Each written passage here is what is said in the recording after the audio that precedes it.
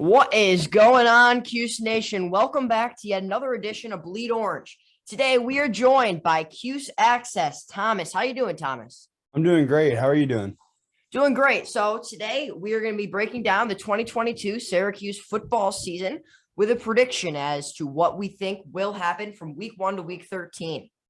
So, starting with week 1, Thomas, what do we see from this Cuse football team this year? Pros, cons, growths, people we Oh, lost in positions. What are you thinking about this squad going into 2022? Syracuse, if I remember correctly, they took some heavy hits from the transfer portal this year, especially last season with the graduating seniors, people like Josh Black heading out. One player I'm really happy to get back is Chris Elmore. Just such a great, versatile player. He was able to get another year of eligibility. I'm happy to see him back. Defense was really young last year. We're bringing back a lot of defensive players. I'm really excited to see what Deuce Chestnut, Mikael Jones, and Okechekwu really have in store for us coming up. Yeah, Opacheku, he's an interesting spot to me because last year he showed a little bit, but I'm still not totally sold on that defensive line yet. What are you thinking about the defensive line? We obviously lost Kingsley Jonathan, Josh Black, McKinley Williams. Who else did we lose on the defensive line? Cody Roscoe. We lost a lot on the defensive side of the ball, but we're also gaining a lot of experience there. As you see the linebacking core, you see Mikael Jones, Stephon Thompson, Marlo Wax. At the corner position, you have a junior or senior, I think he's a senior, Garrett Williams, really, really good, a captain of the defense. Same with Mikael Jones. I believe this year our defense is going to be special as long as the defensive line can hold up. Yes, for sure. The defensive line, as you said, we lost a lot of people to either graduating or the transfer portal. They lost eligibility. Not really good losing 4 people in a 3-3-5. Mm-hmm. But we'll see what we can do. I know our secondary is going to be pretty solid this season, just with a lot of the you'll hear me say this word a lot today, and that's maturity in relation to the secondary. Yeah, I mean, that's going to be a huge key going into the season for the Orange. And the biggest question mark, other than the defensive line, is going to be this offense. Like, this is really a big step up if the Orange can compete this year on the offensive side of the football. Like Sean Tucker, he needs more than just run blocking, because the Orange offensive line last year really struggled. But the one thing that they were good at was run blocking. If they can be good at pass blocking this season, Sean Tucker will be the Heisman. That is what's going to happen, because if they open up the ball to pass, that'll just open up more holes for one of the best running backs in the country, if not the best running back in the country. Oh, for sure. Yeah, so going into week 1, what are we thinking? The Orange got Louisville in the Dome September 3rd at 8 on ACC Network. What are we thinking? Do you think the Orange can pull this one off? I think they can. It's an ACC opener, brand new game in the brand new rebranded JMA Wireless Dome. I think it's going to be a very close one, just because we got blown out last year, so you got to take that into consideration. I think the biggest factor for Louisville going into this game is Jaylen Mitchell, the Louisville running back. He was a very key player. Like, you pull up the highlight reel, the first 5 plays are him breaking it out, 50 yards down the field. So I think he's definitely a very key player moving into that. Now, as you said, maturity. The Orange defense last year was younger. Deuce Chestnut, a lot more experience. I'm thrilled and ecstatic to see this guy play. He was special last year, and he was a true freshman. You usually don't start true freshmen in the first game of the year, but that shows faith that Dino has in Deuce to make those plays. And going into this year, I think that's going to be a big bonus for the Orange on both corners of the field with Garrett Williams and Deuce Chestnut. Now, it was a 38-point swing. The Orange got swallowed last year, and it was to make a bowl game. And the Orange are going to remember that. And I'm sure that Garrett Schrader has a chip on his shoulder. Sean Tucker has a chip on his shoulder. The defense, especially Michael Jones, the leader of the defense, is a chip on his shoulder. He got ejected in that game, and that was a huge part early in the first quarter that really is going to help that 38-point swing to hopefully take out the Cardinals. Now, Malik Cunningham is in his senior season. Michael Jones, I believe, will find a way. Him and the Orange's long ball. Yes, the long ball. They struggled with that last season. We'll get into that later, but I believe the long ball will help the Orange in this game. And with the Heisman candidate Sean Tucker just releasing his Heisman campaign the other day, I believe the Orange will take down the Cardinals 24-14 in this one. What are you thinking? I'm thinking 24-21. I think it's going to be really close, really high scoring game because like Garrett Schrader, he's going to have a better feel for the Orange offense. Because I know we got a new OC from Virginia, but Dino has a very heavy part in that play calling just because he's an offensive guy as well. Yeah. So I believe the Orange will take down Louisville 24-14. Thomas has them beating them 24-21. So we both have the Orange at 1-0 right now. Moving on to week 2, September 10th. It's 7 p.m. at Connecticut. Now, this one, I believe, is without a question a win for the Orange. The Orange, ever since they played Connecticut in 2018, their record is 3-31. So Schrader and Tucker, I believe, will find the combination, the perfect mix, and what we've all been waiting for since last season. I believe they'll mesh together going into Purdue, and they'll take down Connecticut 31-10, going 2-0 on the season.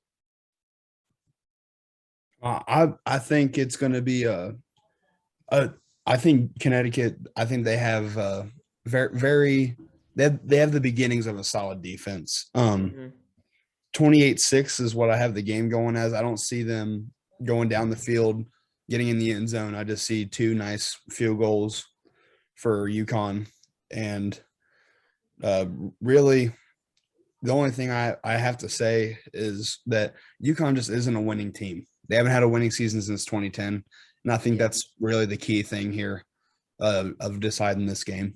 UConn's a women's basketball school. Oh, yeah, for sure. I think we can all agree on that. So we both see the Orange taking down Connecticut easily in that one. Now, moving on to week 3, Purdue. This one's a tough one. Purdue last year going 8-4 on the year, went to a bowl, all that stuff. Now, the Orange are going to have an upset. This year, they're going to have an upset.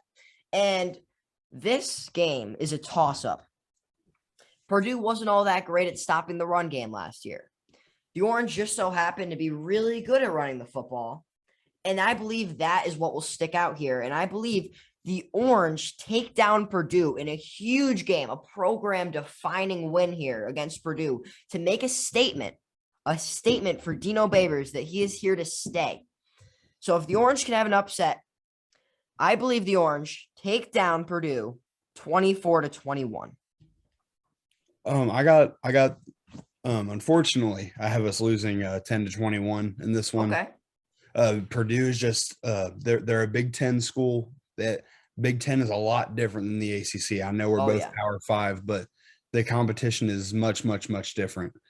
For sure. They played it close with Michigan State. They had a couple of top 5 opponent wins last year. Purdue is up there with the rest of the country. The question is, can they make that step up this year? I believe they might, but I also believe they might not. So I have the Orange going 3-0 here, 24-21. You have the Orange falling 21-10, going 2-1 on the season. Now, the first Friday night game of the season on ESPN. The Orange go on to take on Virginia. Now, new offensive coordinator for the Orange. Once at Virginia. Virginia has the advantage, yes, but Virginia could not stop the run last season for their life. And the Orange just so happened this year to have an offensive coordinator from Virginia that likes to throw the football. It's a big mixture, and I believe the Cavaliers will be guessing. I have the Orange taking down Virginia 27-21, advancing to 4-0 on the season here on ESPN. They were terrible at stopping the run. This game goes one of 2 ways, both in the Cuse's favor, in my opinion. Tucker has a Heisman night. Schrader, if they stop Tucker, which very well could happen, they could stack the line and just take out the running game, or at least try to take out the running game with this running back that Cuse have. So that's one way. If they go to stop the run and stack the box, you kind of pick your poison with this offense this year. Schrader, in my opinion, the second way will finally learn to throw the football. This offseason, been putting in a lot of work on the deep ball. You saw that in the spring game. A lot of big, explosive plays. Virginia doesn't know what's coming, and it's going to hit them hard. I have the Orange winning 27-21, advancing to 4-0 on the year. What do you think, Thomas? I have a lot more, a larger margin, if you will. Syracuse 21, Virginia 7.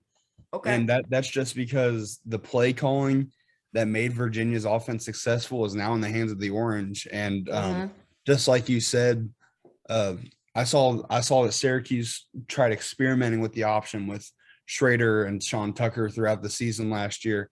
And I think that's going to come into a big play here where once again, Virginia won't be able to stop the run. And you have both Schrader and Tucker, who are both very good runners, dangerous backfield coming up this season.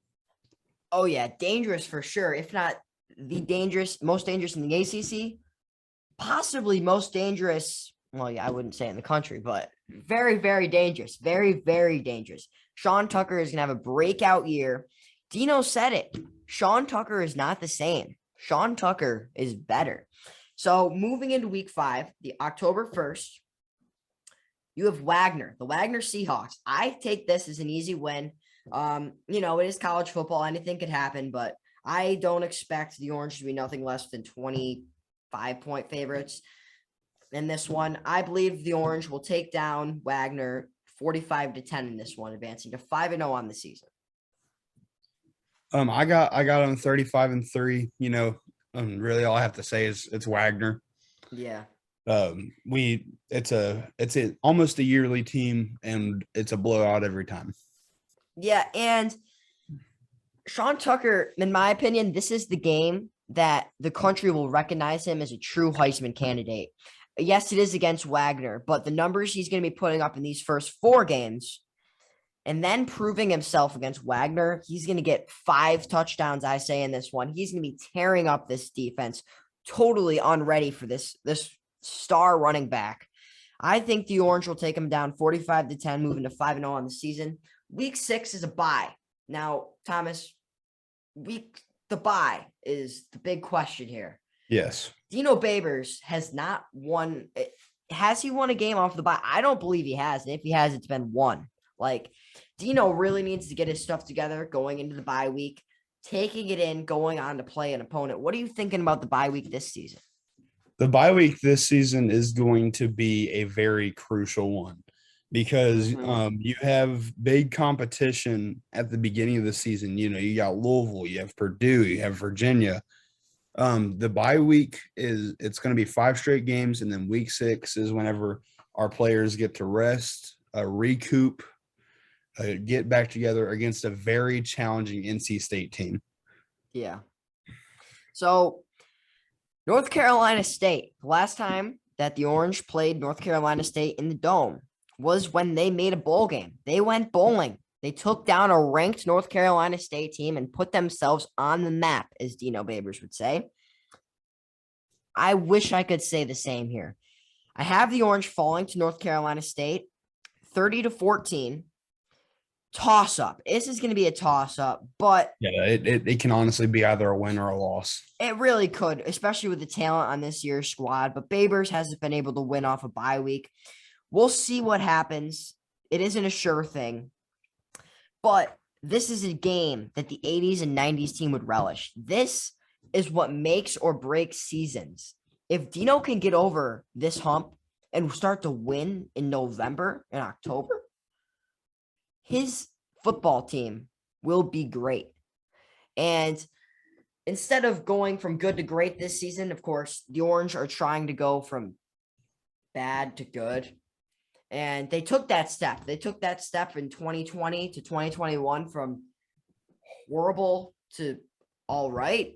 So let's go from all right to good this year. And Yeah, that's it. That's now can they get one more win, hit 500? yeah, that's the goal.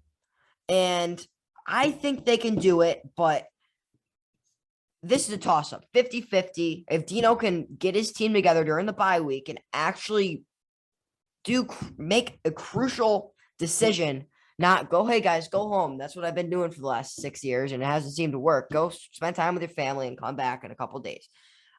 This time, I wouldn't be surprised if Dino says, you know what, this hasn't been working for us. We get killed every time off the bye week. This is our time. We're practicing every day. We're watching film every day. We're doing this every day.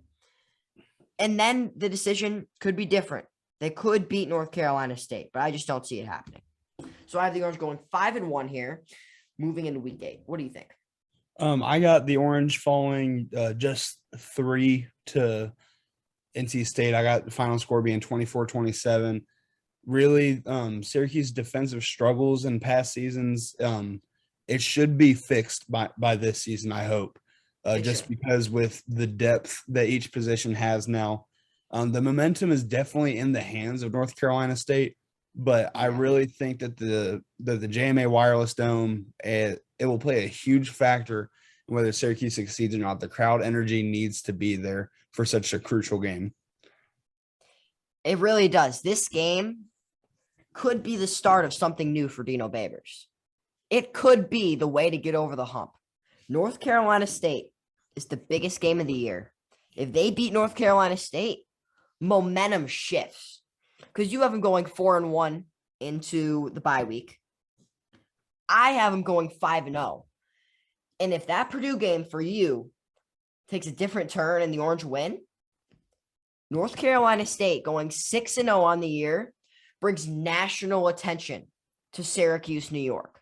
Bringing national attention to Syracuse, New York means Sean Tucker gets national college attention. Game day. Oh, yeah. College game day. College game day. I believe that'll be the first time it's ever been in Syracuse if that happens. Oh, yeah. And even going 6-0, you could see college game day at Clemson. You definitely could. Because the next week, they do go to Clemson. And I don't know. The Orange play them close every year. But this year, DJ Uyungule, I don't know. I have the Orange falling short in this one, 31-24. Clemson is going to be very, very good. But the Orange always play them close ever since 2018. The Tigers dodge a bullet against a very game Syracuse team. They go back to the Dome looking for two things to me, blood and a bowl. I have them falling short 31-24 going into week 9. What do you think, Thomas? I got 10 Syracuse 10, Clemson 17. You know, it's in Death Valley. I got another low scoring game for the series this year. Last year was heartbreaking.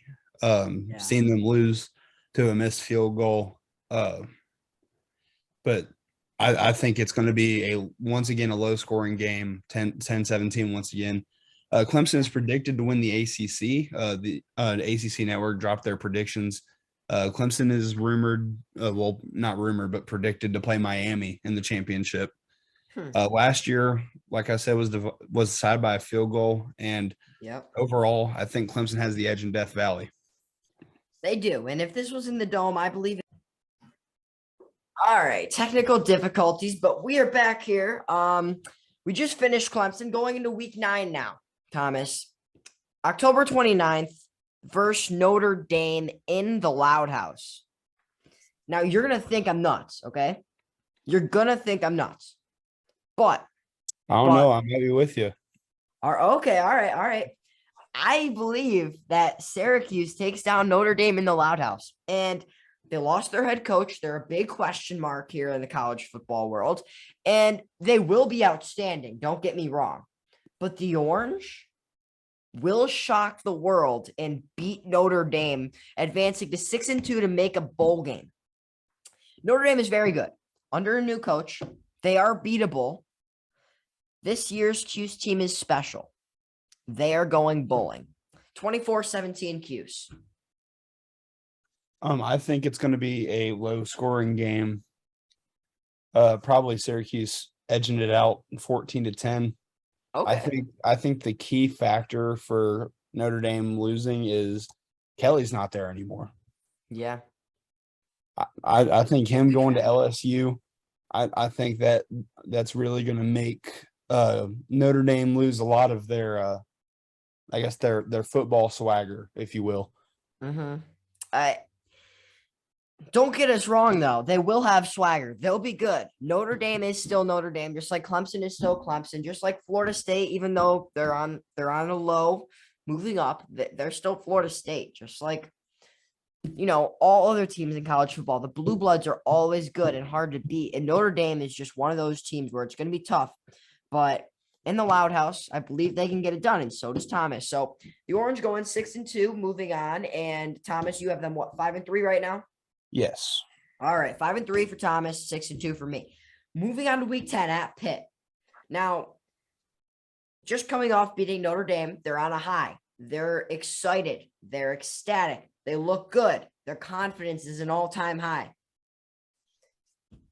I have them losing to Pitt. Now, for one reason only. They can never beat Pittsburgh at Pittsburgh. I'm one of those guys, just like Syracuse can't beat Louisville at Louisville. I think they'll lose to Pitt at Pitt again until Babers proves me wrong.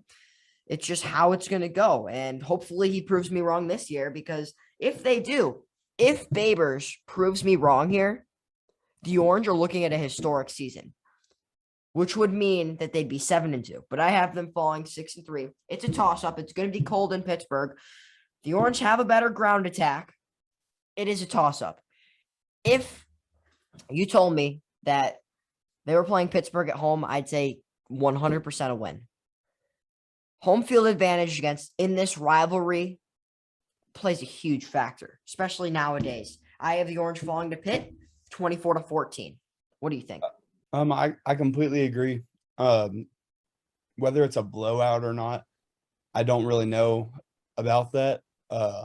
They lost Kenny Pickett, so yeah, Kenny Pickett is not there, the absolute stud that he is. But yeah, I got this one either being a blowout or a close game. I don't really have an exact score for you. It all depends on how our defense plays. And the ground attack, because it's going to be cold in Pittsburgh, November 5th. It's going to be a ground attack. Whoever's tougher, whoever's stronger, whoever wants it, whoever wants this game more is going to win this game. Oh, for sure. That's what's going to happen. So it's a toss-up. Pittsburgh's one of those teams where you cannot predict anything with them. I don't think I've ever guessed a game against Pittsburgh right in my life. But this is a toss-up. Moving on to week 11, November 12th in the Loud House. Last time the Syracuse played in the Loud House, they beat Notre Dame now. They go on to face a blue blood of the ACC, Florida State Seminoles. I have this as a win. I have the Orange going 7-3 here. Florida State will take a step up this season, and I believe they will make a bowl game. But the Orange are at home. And with that being said, with a very good crowd, the Orange win in a close one by a good ground attack. Going into this game with Sean Tucker making national recognition for a Heisman Trophy candidate. When's the last time we said that, Thomas? A Heisman Trophy candidate is in Syracuse, New York. I believe it was back in the late 80s with McPherson. Oh yeah, McPherson. Here's, and this is for another video that we're going to be doing, but Sean Tucker, if he wins the Heisman Trophy, Syracuse will no longer be left in the dust. Sean Tucker, I can see this being a 30 for 30 if it happens. Sean Tucker saves Syracuse football, saves the ACC. The ACC is falling in shambles, right? Big Ten, the SEC, the two powerhouses. If Sean Tucker wins the Heisman Trophy, the ACC will be saved. I do believe that. I honestly see this as a win against FSU. Terrible game last year. 0-4 Seminoles took us down in Tallahassee, 33-30. Final seconds. It was just a terrible game to watch. Yeah. Especially when you live in Kentucky and everybody dogs on you for being a Syracuse fan, and everybody's watching it with you. Yeah. I have the Orange taking down Florida State here, 27-21. It's going to be a close one, but the Seminoles will be up, and so will the Orange. The ACC is going to be a powerhouse this year, a sleeper powerhouse. And moving into the following week, the Orange are 7-3 for me, and for you, they are what, 6-4. Correct? Yeah, this is where they secure their bowl game. This is where they secure their bowl game in the Dome. No better spot than that. Dino Babers, all those people that wanted him to get fired, all those haters out there will finally be excited about what this football team has to offer in the future. Now, that was the last home game. Sean Tucker, senior, walk around. He's not a senior, but do you think that he's gone after this year? I believe he's gone. This is it for him. I'm not exactly sure. This is his third year playing, so he is draft eligible. He is. He took his COVID year, so he's technically a sophomore right now. Yep. He's in his third year of eligibility, going into this season. So I think he'll leave it up to the fans. He's a very fan oriented guy. Yeah. He might go. He might stay. I personally think that he is one of those guys where he believes in an education. He believes in a fan base, because for all we know, he could have left and went to go play at Alabama with a good offensive line. Oh, yeah. But he chose to stay here because Dino Babers believed in him, and he found a family with Syracuse. And I believe if the family is ready for him to go, he'll go. And if the family needs him to stay, I believe he'll stay. So it's a toss-up with Tucker leaving, but this is senior night, and the Orange going on to play Wake Forest the following week. I have them taking an L here, going 7-4 on the year. This game will be a close game regardless of what happens. Syracuse will be picked to win this game. I think that Wake Forest won't be as good as they were last year. Last year, they had a ton of close games, just like the Orange had in 2018. They had a ton of close games, and they came out on top on most of them. So they're going to have a lot of close games this year, but I don't think the luck will go their way just like it did last year, this year. So I have the Orange losing this game in an upset, actually, for Wake Forest. What do you think? Yeah, I think they're going to lose to Wake Forest as well. Winston-Salem, Wake Forest loves their Demon Deeks. I don't really know an exact score. I'll just throw one out. I guess 21-14 would be my guess. Just a nice touchdown scoring game. No field goals. Last year was the highest scoring game in the Dome, and I believe this one's going to be the same way. I have a 35-31 victory here for Wake Forest. It's going to be a really close game, a toss-up, as we all say. The Orange can win any of these games this whole entire season. That's what's good about Syracuse this season. They're going to be competitive, just like they were last year. They're going to be very competitive. You can only hope that they come out on top in these close games, just like Wake Forest did last year. We have them falling here. I have them going 7-4. You have them going 6-5. Now, going into week 13, the last game of the year for the Orange, besides a bowl, November 26th. It's freezing cold. It's after Thanksgiving. It's rivalry week in Boston. I have the Orange taking the victory here, only for one reason. The Orange are stronger and tougher with a better run game and a tougher quarterback in late November in Boston. Dino is saved, and the Orange are back. 28-17 Cuse. Sean Tucker, career night to send off the season going into the postseason. Yeah, I got a win here in Boston College. Sean Tucker, once again, I expect him to have a good game going on. Not a lot of people have a lot of faith again, like in away games in the ACC for Syracuse, and I think if you're going to win because of how Boston College played last year, they can improve just a little bit, but I don't see it happening like a whole lot. Like they didn't have too good of a season last year. Especially that game against Syracuse. Yeah, and Boston College, if you're going to win an away game in an atmosphere that's not very good, you're going to go to Boston College and try to win a football game because their atmosphere is probably, I'd say, the worst in the ACC. Wouldn't you say? Yes, very, very close if it's not. So Boston College is definitely one of the worst atmospheres in the ACC. So if you're going to win an away game in the cold weather, you need a running back, and the Orange sure do have that. I have the Orange going 8-4 on the season. You have them going 7-5. Syracuse is going to be good this year. The question is, can they finish the job? Can they win? Can they finish it? Because last year, you take a look, a 3-point loss to Clemson, a 3-point loss to Florida State, a 3-point loss to Wake Forest. You lost to Rutgers because of coaching decisions, not having a set quarterback. I believe the Orange would have been bowling last year if Rutgers went a different way and Schrader started from the get-go. So it all has to do with good coaching decisions and finishing football games. Beginning of the fourth quarter, they break. You got to be able to run. I think they will.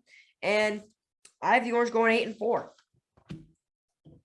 Yeah, I think the big key here, just like you said, is just finishing these games.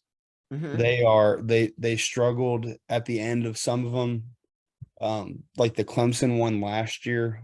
Well, not last year, but a few years ago. I think that's just one thing that Syracuse for the past couple of years has really struggled with, is just finishing these games. Like I believe the score a few years ago was like 47-21. That game was like 21-14 at one point. Yep.